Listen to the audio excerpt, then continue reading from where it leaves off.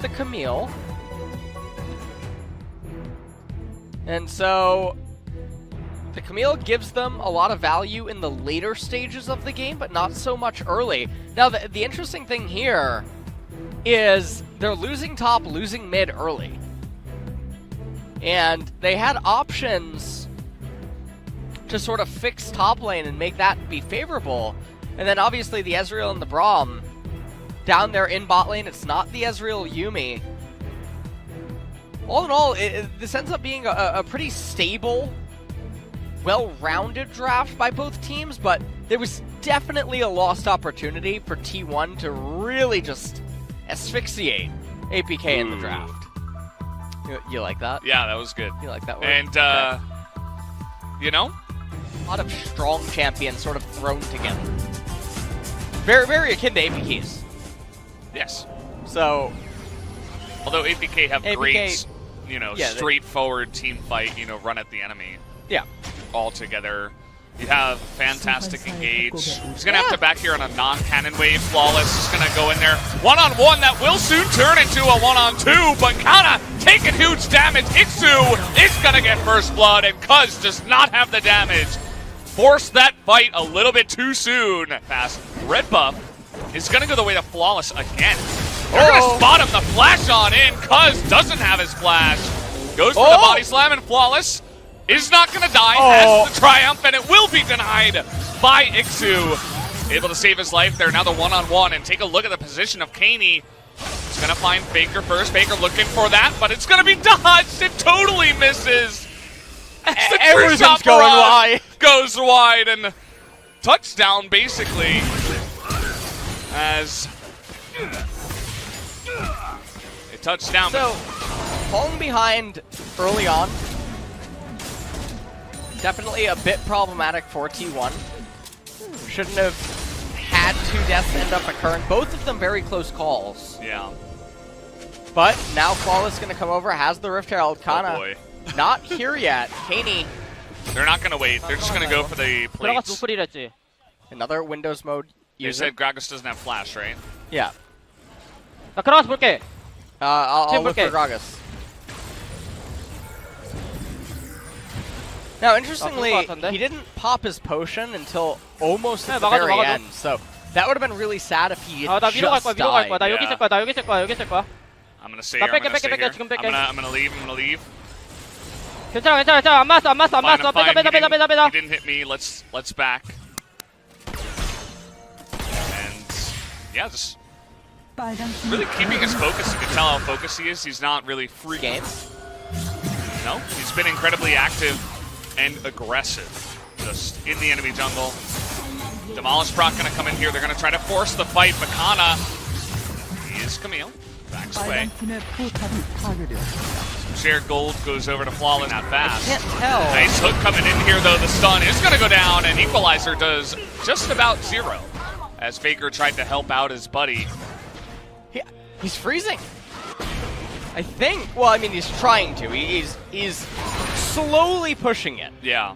You can see on the minimap. Braum died. We don't. I mean, that happened. Yes, it happened. And now that Equalizer is down, they can't push the wave back. They need to call Cuz over here to help with this one. Rumble doesn't have the best wave clear unless he's able to get close to the wave. So they will do it eventually, but that's 2 plates extra. Maybe then they can finally push in the mid lane. And then after that, I would imagine that probably another fight down at the Infernal Drake, maybe some pushing down on the tier 1 in the bottom lane. So I feel like what's going to end up happening here is...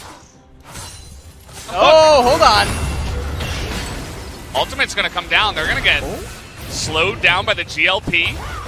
He never used his ult. Yeah, he held on to it. He would have killed him. Decided not to. He says, well, I'm going to force him out anyway. That's as good as a kill. Maybe I can hold my ultimate for the next fight.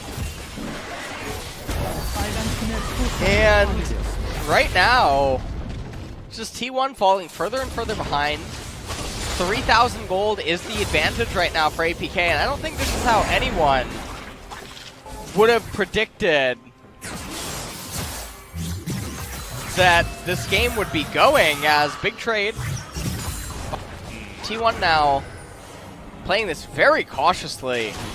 They're on pretty even footing for this team fight, though. Actually, I think that T1's even favored. Could happen. They get the double knockup into the equalizer. The cask as well for the burst. Kana is just going for the assassination attempt, and it's going to work out. It's flawless. Has the stopwatch. Really nice item, but take a look at the Aatrox. He's full health here, trying to dunk him down, but again, the stopwatch is going to be able to stop it here, and everybody on the side of APK is going way too low. Good scatter the weak, but it will not save your life, even that stopwatch. Oh, yeah, there you go. Gonna go over to Teddy as T1. They get the engage. Funny, they're still down in gold after all of that, but they are gonna get so much more added to that, as they're gonna pick up the Infernal, the bottom turret perhaps. Just hanging around the bottom side. Here's Faker. And T1 able to turn it around. Turn the page. Hold on. Yeah. On over here is Ixu, thinking about going for a bit of a flank. T1 should just be content to actually keep farming, but if APK wants to do this... Yeah, they're engaging big time, but the TP comes out here. Effort able to deny with the stopwatch. And your engage will be shut down to enter a full-fledged K-Ram. Yeah. Well. 2-0-1. Doing a good job of farming. And the next Infernal Dragon is up, and remember, Speaking of which, oh, he's been able to isolate Secret here. He's totally fine. Lands that, and he kills him all alone. Teddy just taking out one member by himself. Syndra trying to do that to him, but it's not going to work out. T1 have been able to turn this game around. They're going to shut down 3 members just like that as the Infernal does come alive. T1 now, they're just going to be able to pick up this Infernal relatively easily, as this game is really falling apart here for APK. Even if the gold graph leads you to believe that they're just within 600, 700 gold of each other, you gotta acknowledge that the Mountain Drake is adding a lot of value, it's giving a lot of stats, the double Infernal is doing a lot as well, in addition to the items on the side of APK aren't the most ideal, and it's really working against them when you consider the even footing that they should be on, and now T1 just sneaks the Baron. Namakawn. Speaking of a cursed tale, how about 1-on-5? Baker's trying to run. He actually healed.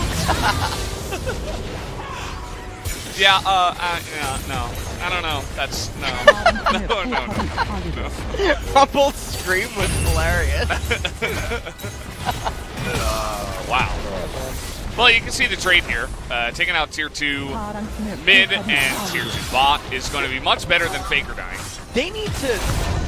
Well, I'll tell you about that later. As, okay, another turret ends up getting raised. We need to wait for a roll state for Bad army right now.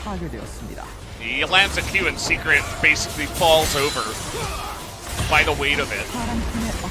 And the game, just in that one fight around the dragon, yeah, that's all it took. And then it was like over, just like that. SKT, or T1. It's week 3, guys. Still getting used to it. They might just win here. They're just pushing. And APK have offered no resistance. Fallen over like a house of cards. Looks like finally they're attempting to clear some waves after losing their 2 inhibitors. T1 sticking around as, oh boy, that's a huge equalizer, ticking for so much on Secret and Katie. That might just be the push they needed to take out another turret here. As well as what? Well, that's Camille for you, I suppose. Okay, Teddy ends up getting hit, but I think they're just gonna keep going. I can't believe he died that fast. Okay. Well, they're gonna attempt to put up a resistance here, but they will be dumped. Everybody is just styling on them now. Faker's not gonna die. And that is gonna be the end of the game. They don't waste any time with that one. 31.5 minutes, they're gonna take out Hybrid right before the end. GG. Game number 1 is T1's. And, I mean, we knew that it was coming, the Infernal fight.